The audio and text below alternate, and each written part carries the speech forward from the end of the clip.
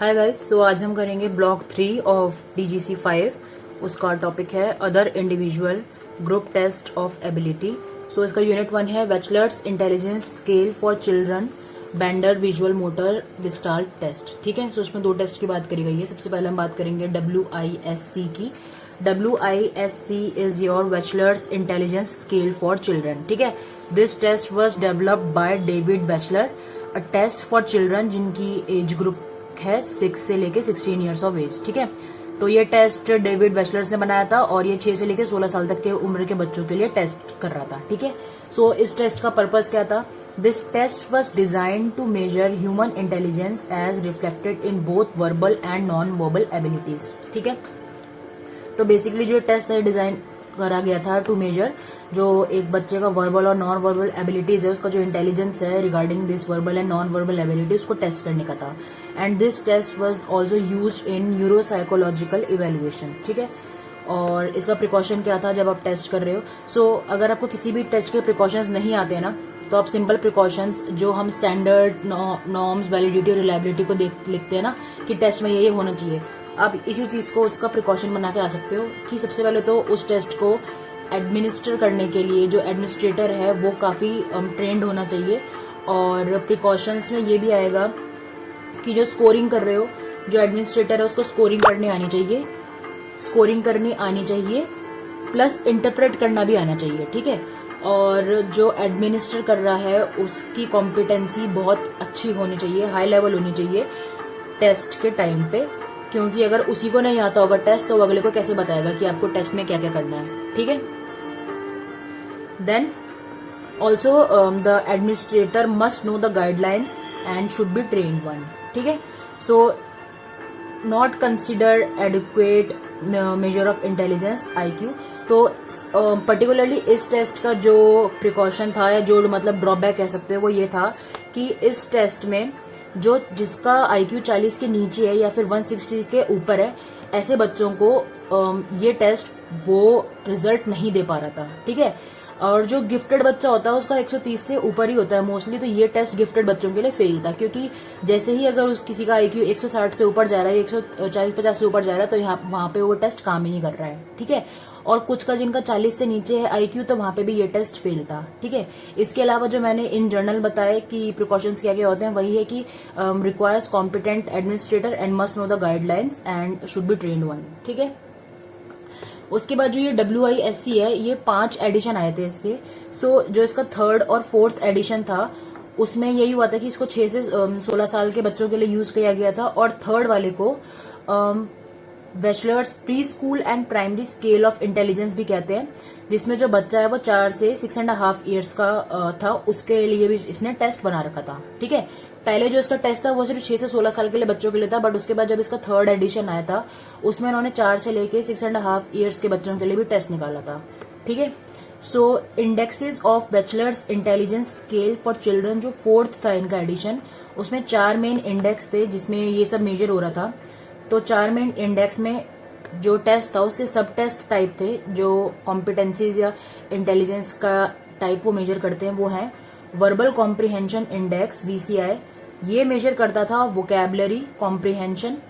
Perceptual reasoning index test, ये measure करता था जो बच्चा ब्लॉक डिजाइन कितना अच्छे से बना पा रहा है, पिक्चर कॉन्सेप्ट कितना अच्छा है, या मैट्रिक्स की रीजनिंग। वर्किंग मेमोरी इंडेक्स, ये मेजर करता है digit span, letter number sequencing. Processing speed index, ये मेजर करता है आपका टेस्ट कोडिंग सिंबल सर्च। ठीक है,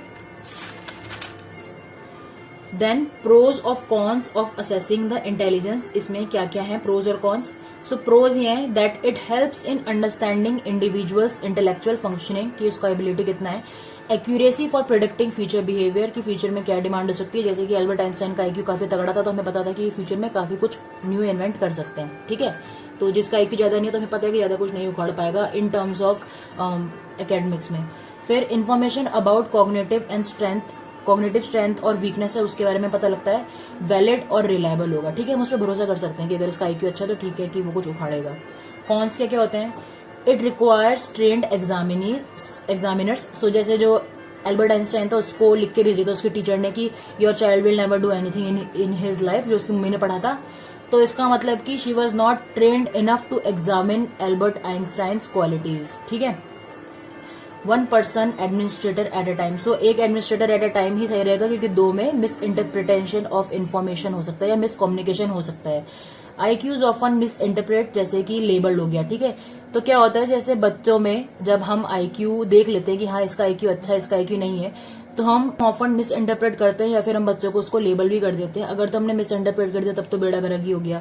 बट अगर हम उनको लेबल भी कर देते हैं, कि जैसे हम क्लास में हमेशा बोलते हैं कि ये बच्चा बहुत इंटेलिजेंट है और ये बच्चा बहुत डफर है, तो कभी कभी जब आप बच्चों को बार बार डफर डफर बोलते हो तो इसकी वजह से ये हो जाता है कि बच्चा वो अपने आप पे एज अ लेबल रख लेता है, ठीक है। बच्चे को पता है कि अगर मैं कुछ कर भी लूं तब भी इन्होंने मुझे उल्टा ही बोलना है, और अगर मैं कुछ ना भी करूं तब भी इन्होंने मुझे उल्टा ही बोलना है, तो बच्चा कोशिश ही नहीं करता है। प्लस उसको डांट खाने का इतना आदी हो जाता है वो, कि उसके अंदर ही वो फील नहीं आती, मतलब उसके पास में कोई मोटिवेशन ही नहीं है, क्योंकि उसे तब भी डांट खानी है और ना कर रहा है वो तो वो डांट खा ही रहा है, ठीक है।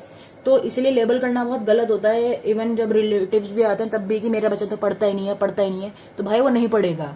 एक बार उसको तारीफ करके देखो, क्या पता वो पढ़ना शुरू भी कर दे। नेक्स्ट कौन है, नॉट कंसर्न विद एक्सप्लेनेशन। सो अगर हमें किसी का आईक्यू पता लग जाता है तो उसके बाद हमें उसके बारे में ज्यादा एक्सप्लेनेशन की जरूरत ही नहीं चाहिए, मतलब हमें सिर्फ डिजिट्स से मतलब होगा। Emphasize school based cognitive strength and abilities, ठीक है। तो आईक्यू के बाद अगर हमें किसी का इंटेलिजेंस पता लग जाता है तो हम सिर्फ उसका कॉग्निटिव स्ट्रेंथ और एबिलिटीज की तरफ देख रहे हैं, उसके अलावा जो उसका स्ट्रेंथ या एबिलिटीज है हम उन पे फोकस नहीं करते ज्यादा, ठीक है। सो बैचलर्स खत्म। इसके बाद है Bender visual motor gestalt test. So मुझे तो आज पता लगा है जब मैंने नोट्स बनाया कि बेंडर वाज अ फीमेल, तो अगर आपको भी आज पता लगा है तो good morning. So Bender visual motor gestalt test, it is a psychological assessment instrument developed by Loretta Bender 19th century में, and it is used to evaluate visual motor maturity, ठीक है। इसके अंदर क्या क्या आएगा आपका, डेवलपमेंटल डिसऑर्डर्स, न्यूरोलॉजिकल फंक्शन या ब्रेन डैमेज, ठीक है। सो इस टेस्ट में 9 फिगर्स होते हैं। इस टेस्ट में आपके पास में कार्ड होते हैं, 3x5 के मैट्रिक्स होता है, उसमें आपके 9 फिगर्स होंगे, जिसमें subject is shown each figure and asked to copy it on to a piece of blank paper, जिसके लिए आपको मिलता है 10 से 20 मिनट, ठीक है। इसका पर्पस क्या होता है, सो इसका पर्पस है, it is used as a screening device for brain damage for children जिनका एज है 4 से 11 साल, ठीक है। तो ये 4 से 11 साल के एज के बच्चों में यूज किया जाता है। इसका पर्पस होता है टू स्क्रीन, मतलब देखना कि बच्चे को ब्रेन डैमेज कहाँ पे है। Also it is use to evaluate visual maturity, visual motor integration skills, styles of responding, reaction to frustration, ability to correct mistakes, planning and organization skills and motivation. What are the precautions that we can take while doing this test?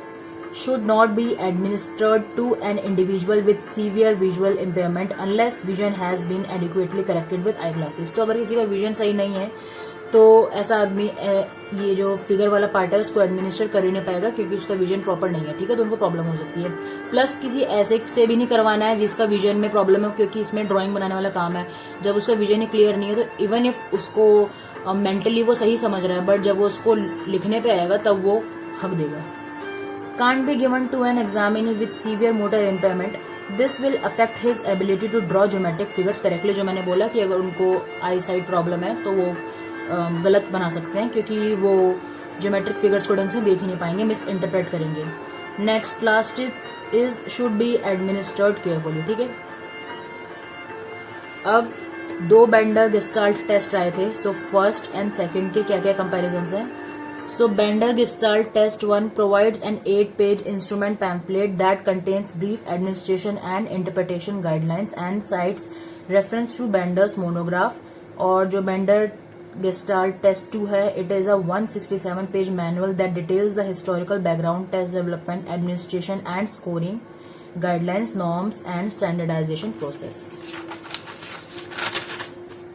इसके अलावा जो BG1 और BGT2 है, इनके काफी सारे differences हैं। मेरे हिसाब से जो ये डिफरेंसेस मैंने वैसे लिख लिए हैं, और आपको स्क्रीनशॉट लेके अपने नोट्स में लिखना है तो आप लिख लो। बट जो भी हम जो भी सारा टेस्ट के बारे में पढ़ रहे हैं, ये हमारे को सिर्फ बुकिश नॉलेज मिल रही है, क्योंकि हमारे सामने टेस्ट है ही नहीं। जब तक हमारे सामने टेस्ट नहीं है हम अपने आप ही उसमें डिफरेंस नहीं देख सकते, ठीक है। तो ये याद करना मुझे सेंसलेस लगा, बट स्टिल अगर आपको इसका नोट्स बनाना तो बना लेना कि उसमें बेंडर गेस्टाल्ट 1 में स्टिमुलस कार्ड में ये डिफरेंस है कि इसमें 9 स्टिमुलस कार्ड्स होते हैं which are used for entire age range of test, जबकि this includes 16 stimulus cards which are divided into 2 test each containing 1 enhanced version, ठीक है। सो ये देख के आपको याद करना पड़ रहा है, बट अगर आपको ये दिख जाता है बेंडर गेस्टाल्ट टेस्ट तो आपको मच बेटर होता है, और बुक में ऐसा नहीं है, ठीक है। तो ये सेंसलेस है, मतलब ये सिर्फ आप बुकिश नॉलेज चाट रहे हो दिमाग से। तो your unit 1 is over. Unit 2 is wide range achievement test 3, the Woodcock Johnson third test of learning disability, ठीक है।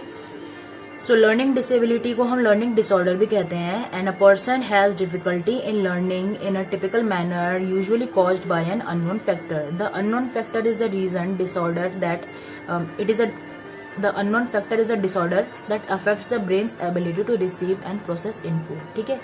and LD can't be cured or fixed, ठीक है।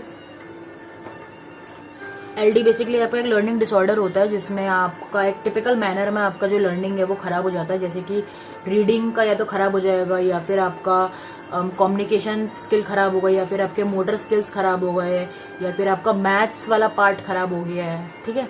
तो इसी के बेस पे इनके टाइप्स हैं कि by stage of information processing, 2 तरह से आप इनको देख सकते हो। अगर स्टेज ऑफ इंफॉर्मेशन प्रोसेसिंग है तो इसका मतलब है कि जहां पे आप इंफॉर्मेशन प्रोसेस करने में आपको कहाँ पे प्रॉब्लम हो रही है, if you are a learning disabled person. Input का मतलब है कि जब आपके पास में इंफॉर्मेशन आ रही है तो विजुअल और ऑडिटरी परसेप्शन, अगर किसी का विजुअल और ऑडिटरी परसेप्शन खराब है तो उसको प्रॉब्लम आएगी in recognising shape, portion and size, ठीक है। इंटीग्रेशन में है, जब आप इन्फो आपके इनपुट कर लिए उसको आप इंटीग्रेट कर रहे हो, अपने अंदर डाल रहे हो। When input is interpreted, categorized, placed in a sequence is known as integration. इसमें प्रॉब्लम कब आएगी? जब आप सीक्वेंस ही नहीं कर पा रहे हो इन्फो को, जब आपका जर्नलाइजेशन काफी पुअर है, and when you are unable to put information together, ठीक है। पियाजे की स्टेजेस है ना कि आपको इक्विलिब्रियम मेंटेन करना होता है। जब आप एसिमिलेटर एकोमोडेट करते हो न्यू इन्फॉर्मेशन को इन योर प्रीवियस नॉलेज, तो उसमें आप उसको एडजस्ट करते हो, ठीक है। जो यूजलेस इन्फो होती है उसको आप फेंक देते हो। अगर ये नहीं हो रहा होता है तो आपका एक डिसइक्विलिब्रियम मेंटेन हो जाता है, जिसकी वजह से आपको दोबारा से उसको प्रोसेस करना पड़ता है। But once your equilibrium is maintain, you are good to go, ठीक है। तो ये इक्विलिब्रियम मेंटेन ही नहीं कर पाते हैं, क्योंकि वो इस इन्फॉर्मेशन को एक साथ संभाल के रख ही नहीं सकते और ना ही उसको सीक्वेंस कर सकते हैं। Third is storage. जब इन्फॉर्मेशन इंटीग्रेट होगी उसके बाद स्टोरेज की बारी आई, तो स्टोरेज आपकी कहाँ पे होती है? Short term memory, long term memory में। शॉर्ट टर्म को हम वर्किंग मेमोरी भी कहते हैं, और ज्यादातर शॉर्ट टर्म मेमोरी में होता है। सो प्रॉब्लम इसमें कहाँ पे आएगी? Difficult to learn new material without repetition then in usual, ठीक है। तो स्टोरेज में आपको नया इन्फॉर्मेशन याद करने में प्रॉब्लम आएगा, क्योंकि आप उसको असेस ही नहीं कर पा रहे हो। Last is output. जब आपको इन्फॉर्मेशन बाहर रखनी है, वर्ड्स और मसल एक्टिविटी। सो अगर आपका वर्ड्स और मसल एक्टिविटी का डिसऑर्डर है तो आपको गेस्चर्स में प्रॉब्लम आएगी, लिखने में प्रॉब्लम आएगी और ड्राइंग में प्रॉब्लम आएगी, ठीक है। स्पोकन लैंग्वेज और मोटर एबिलिटीज में भी। So on the basis of function impaired इसको डिवाइड करा गया है इसके नामों से, जैसे कि जो रीडिंग डिसऑर्डर होता है उसको हम डिसलेक्सिया कहते हैं। जो आपका तारे जमी पे था, जैसे कि वो पी को उल्टा 9 पढ़ता था, बी को उल्टा बी लिख देता था, डी को उल्टा डी। जो 6 और 9 है उस पर कंफ्यूज है, ई और 3 में कंफ्यूज है, ठीक है। सो ये आपका रीडिंग डिसऑर्डर होता है, उसको डिसलेक्सिया कहते हैं। फिर आता है आपका राइटिंग डिसऑर्डर, जिसको हम डिस्फेजिया या अफेजिया कहते हैं, या फिर डिस्ग्राफिया एंड अग्राफिया कहते हैं, ठीक है। So writing disorder basically dysgraphia ही होता है, और जब ये सीवियर हो जाता है तो उसको हम अग्राफिया बोल देते हैं। बट ये जो डिस्फेजिया है, जो सीवियर होने पे अफेजिया कहलाता है, ये स्पीच एंड लैंग्वेज डिसऑर्डर होता है। सो ये राइटिंग डिसऑर्डर में आता है, because if you are not able to अपना जो आप बोल पा रहे हो या फिर आप उसको लैंग्वेज के फॉर्म में कम्युनिकेट कर पा रहे हो, then you won't be able to write it properly, ठीक है। फिर मैथ्स डिसेबिलिटी को हम डिसकैलकुलिया कहते हैं। कैलकुलेशन से आप इसको याद रख सकते हो, नंबर्स के साथ में आपको प्रॉब्लम्स होता है। फिर non verbal language learning disorder में आप क्या जाएंगे? Motor clumsiness, poor visual spatial skills, problematic social relationships, difficulty with maths, poor organisational skills. APD is your auditory processing disorder, जिसमें आप can not recognise subtle difference between sounds and words. And VPD is your visual processing disorder, जिसमें problem with symbol, sign, direction और map होता है, ठीक है। So visual processing में आप समझ जाओ कि आपको देखने दुखने में प्रॉब्लम होगी, जो आप जो कोड टाइप की चीजें होती है ना, सिंबल और साइन डायरेक्शन वगैरह, वो आपको समझने में प्रॉब्लम होगी। एपीडी में आपको ऑडिटोरी प्रोसेसिंग, ऑडिटोरी मतलब ऑडियो से रिलेटेड आपको जो साउंड है उसमें आपको प्रॉब्लम आएगी। ठीक है, so these are the basic difference, basic function impaired जो आपके डिसऑर्डर्स होते हैं जो जिसकी वजह से प्रॉब्लम होती है। अब है कि आप इसको डायग्नोस कैसे कर सकते हो। So these can be identified by school psychologist, clinical psychologist, neuro psychologist using intelligence test, classroom performance, achievement test, social interaction and aptitude. ठीक है, उसके अलावा assessment of perception, cognition, memory, attention and language abilities. उसके अलावा एक तीसरा नया आया है जो वो है रिस्पॉन्स टू इंटरवेंशन। इसमें इंटरवेंशन का रिस्पॉन्स परफॉर्मेंस को हम मॉनिटर करते हैं, जिसकी परफॉर्मेंस अच्छी होती जाती है हम उसको नेक्स्ट लेवल पे भेजते जाते हैं टेस्ट वगैरह करने के लिए, और जिनकी नहीं होती है हम उसको उस पर फिर से ही मॉनिटर करते रहते हैं। ठीक है, तो इसमें ये फायदा होता है कि इसमें हमको उसके परफॉर्मेंस का रिजल्ट का वेट नहीं करना पड़ता है, इसमें साथ साथ ही हम उसको मॉनिटर करते रहते हैं जो भी इसके इंटरवेंशन हम निकाल रहे हैं। ठीक है, देन इनको असेसमेंट हम जो यूज कर सकते हैं टेस्ट वो है wide range achievement test third, Woodcock Johnson third, Wechsler's individual achievement test second and Stanford achievement test 10th edition. ठीक है, इसके अलावा इनका ट्रीटमेंट एंड इंटरवेंशन के लिए हम क्या कर सकते हैं, एक मास्टरी मॉडल जो learners working at their own level of mastery practice करवा सकते हैं, इंक्रीज करवा सकते हैं उनके फंडामेंटल स्किल्स, जिसमें उनको हेल्प हो पाए एक लेवल पे पहुंचने के, जो हर एक बच्चे का अपना पेस है उस लेवल पे उसका जो मास्टर मतलब मैक्सिमम पोटेंशियल उसकी जो जितनी वो गेन कर सकता है उस लेवल तक पहुंचाने में मदद करें।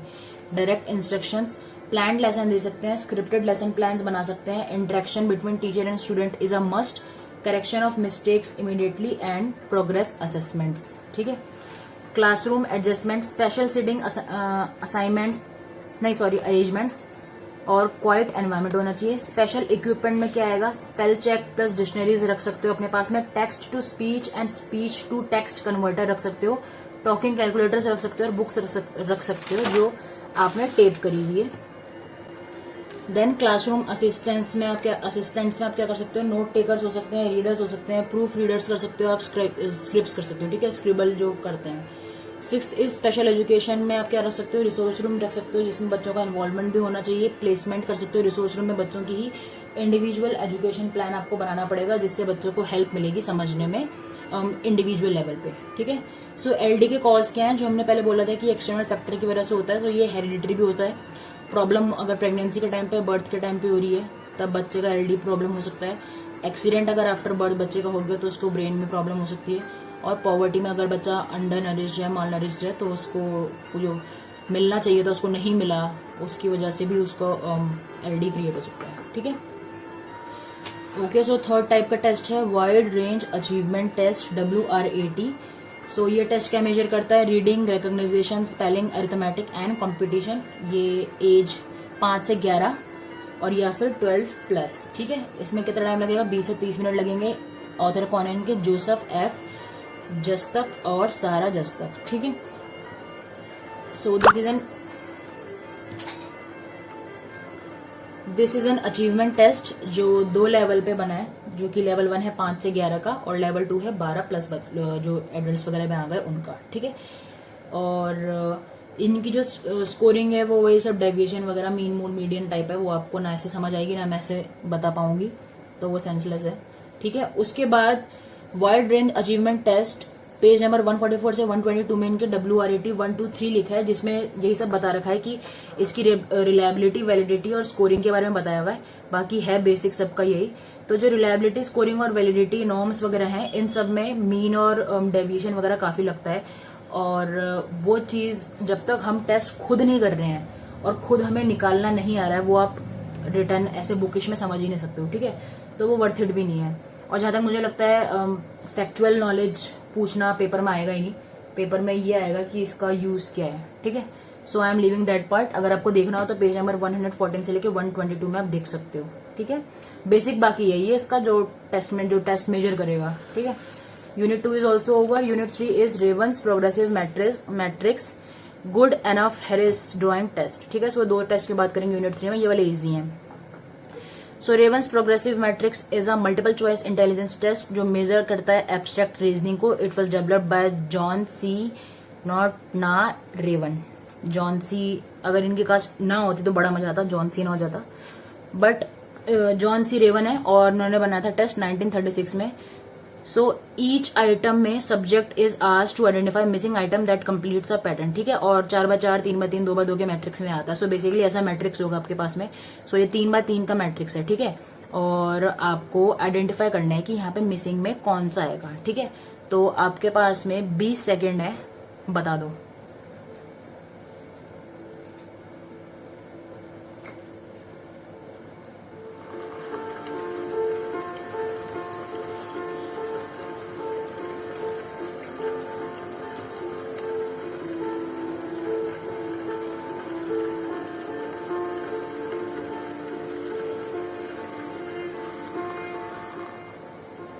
सो अगर आप लोगों का आंसर ये है तो आप सही हो. इसके अलावा किसी और ने जो भी उल्टे पुल्टा आंसर निकाले वो सरासर गलत है. तो अब ये देखो कि ये कैसे आया.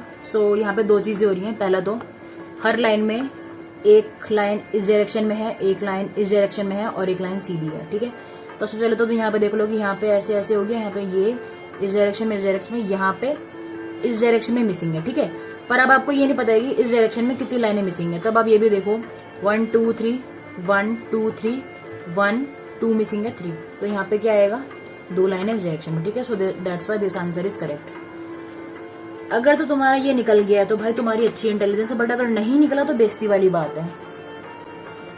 तो ये टेस्ट दो चीजें नापता है जर्नल इंटेलिजेंस की. पहली, the capacity to think clearly and make sense of complex data. Second, the capacity to store and reproduce information. ठीक है, और ये 3 फॉर्म्स होती है इसके, standard progressive matrix, coloured progressive matrix and advance progressive matrix. So advance वाला सबसे difficult होता है. तो अगर किसी को अपना कॉग्निशन, ये रीजनिंग एबिलिटी चेक करनी है, एडवांस प्रोग्रेसिव मैट्रिक्स खोल के देख लो, सही मजा आएंगे. ठीक है, तो अब ये तीनों समझाती हूँ. So standard progressive matrix was originally formed in 1938, and this was used to measure a person's ability to form perceptual relations to reason by analogy, independent of language and formal schooling. So ये use हुआ था 6 से लेके साल के बच्चों के से लेके एडल्ट तक में, जिसमें this was divided into 2 parts, 6 से 16 साल के बच्चे एंड 16+. ठीक है, इसमें क्या होता है, इसमें बुकलेट मिलती है आपको, जिसमें 5 के सेट में आपके पास में 12 आइटम्स होते हैं हर एक में. ठीक है, तो टोटल आपके 60 आइटम्स हो गए. और with the increase of the जो भी आपका सेट मिलता है ए से लेके ई तक, उसमें आपका जो डिफिकल्टी है वो इंक्रीज होता है. ठीक है, और व्हाइट कलर का बैकग्राउंड होता है, ब्लैक कलर की इंक से इसमें डिजाइन वगैरह बना रखा होता है, जिसमें एक बॉक्स खाली होता है, उसमें आपको मैट्रिक्स कंप्लीट करना होता है. ठीक है, नंबर ऑफ आइटम्स वही 60 हो गए, क्योंकि 5 का सेट है और 12 आइटम हर एक में है. टाइम आपको 40 से 45 मिनट के बीच का मिलता है. ठीक है, so standard progressive measure is over. Now CPM. So ये कलर्ड प्रोग्रेसिव मेजर है, इसमें कलर्ड होता है बैकग्राउंड बस, और this is use to measure clear thinking ability. तो ये होता है 5 से 11 साल के बच्चों में, और या फिर सीधा जो एल्डरली लोग होते हैं उनके लिए. इसमें 36 आइटम्स होती हैं, 3 के सेट में 12 आइटम्स होती हैं. ठीक है, और सेम यही काम करना होता है बस. Then third is APM, advanced progressive measure. So this is the highest level, high level observation skill चाहिए होते हैं इसमें. क्लियर थिंकिंग एबिलिटी चाहिए मेजर करने के लिए, और इंटेलेक्चुअल कैपेसिटी. ठीक है, सो ये तीनों चीजें ये टेस्ट मेजर करता है, और it can be used with या तो 12 साल से प्लस के जो लोग हैं वो उनके लिए, जिसमें या तो 12 साल से प्लस, और या फिर ऐसे लोग जिनका intellectual ability is above average, क्योंकि वही उसको क्लियर कर पाएगा. ठीक है, इसमें नंबर ऑफ आइटम्स कितनी है, 12 practice items and 36 test items, जिसमें हमको टाइम मिलेगा 40 से लेके 60 मिनट का. ठीक है, so these test are good for you अगर आपको अपना इंटेलेक्चुअल एबिलिटी चेक करना है. और ये इतना ही था. Then good enough Harris drawing test. So ये टेस्ट सबसे इजी था और मतलब काफी सही भी लगा.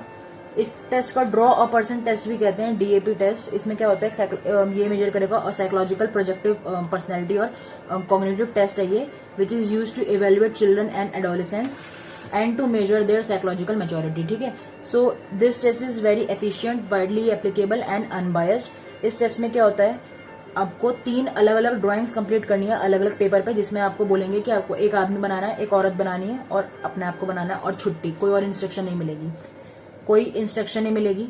कोई भी ड्राइंग सही या गलत नहीं है, कोई टाइम लिमिट नहीं है। वैसे यूजुअली 10 से 15 मिनट लगाएगा बच्चा। और must draw head to body full, ऐसे नहीं होना चाहिए कि सिर्फ शक्ल बनाइए, ठीक है, सर से लेके पैर तक। स्कोरिंग इसमें कैसे होती है? क्वांटिटेटिव स्कोरिंग सिस्टम होता है QSS, जिसमें आपका जो system analyses 14 different aspects of drawing, जैसे कि डिटेल्स, बॉडी पार्ट और प्रोपोर्शन वगैरह क्या क्या आपका, ठीक है। सो ये आपका टेस्ट होता है जिसमें आपको मैन वुमेन देमसेल्फ बनाना होता है, जिसमें इस टेस्ट से बेसिकली यही पता लगता है कि जैसे अब किसी ने जो लेडी बनाई है, मे बी वो काम करते बनाएगा लेडी, और जो आदमी बनाएगा वो बनाएगा हाथ में बैग लिए हुए, टाई वाई लगा के बैठा हुआ है, किया खड़ा है, ठीक है। तो इससे वो इसका इमोशनल या साइकोलॉजिकल मैच्योरिटी का ये पता लगाएगा कि मे बी उसने जो अपने घर में फीमेल देखी है, वो मम्मी देखी, सब अपनी मतलब मोस्टली सब प्रोबेबली अपनी मम्मी बनाएंगे, तो यही बोलेगा कि जो मम्मी उसने वो काम करते हुए देखी तो उसने काम करते हुए बनाई है, ठीक है। जबकि उसने पापा को ऑफिस जाते हुए देखा तो ऑफिस जाते हुए बनाया है, ठीक है। और मोस्टली जैसे जो बच्चों के मम्मियों का जूड़ा वूड़ा बनाएंगे या साड़ी वाड़ी बनाएंगे उनको, या फिर अगर कोई किसी को रोते हुए बनाए, अगर वो खुद को रोते हुए बनाए तो इसका मतलब वो इमोशनली वो डिस्टर्ब्ड है, ठीक है। सो ये सारी चीजें इससे मेजर होती हैं। तो आपका block 3 is over. Next video में हम करेंगे ब्लॉक 4। बाय।